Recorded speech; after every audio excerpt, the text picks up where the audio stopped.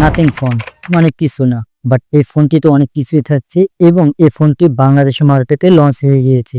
কিন্তু একটি ফ্ল্যাগশিপ সেটের সাথে যদি আপনার নাথিং ফোন কি হিসাব করেন, তাহলে 1.5 লাখ টাকা দিয়ে নাথিং ফোন কেনারা কতটুকু যুক্তি সম্পূর্ণ সেটা আমি জানি না।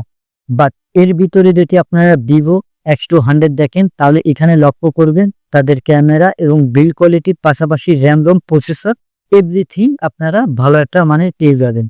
তো এই দুইটির ভিতরে কম্পারিজন যদি আমরা করতে চাই, তাহলে কোনটি বেস্ট এবং কারা কিনবেন? ভিভো X200 এখানে ডায়মন্ডসিটি 9400 যেটি 3 ন্যানোমিটার এবং এখানে র্যাম রোম হিসেবে 16 জিবি 512 জিবি পেয়ে যাবেন।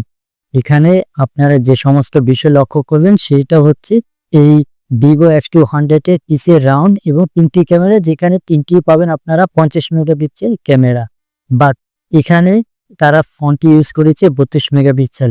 অপরদিকে আমরা যদি নাথিং ফোনে লক্ষ্য করি, তাহলে সেখানে যাই পান না কেন সেই ক্ষেত্রে এবং এই বাজেট অনুযায়ী 1.5 লাখ টাকা বাজেট অনুযায়ী কম্পারিজন করতে পারবেন। বেশ কিছুদিন ইউজ করলে সেই ফোনটির সাথে আপনারা খুব অভ্যস্ত হয়ে উঠবেন না।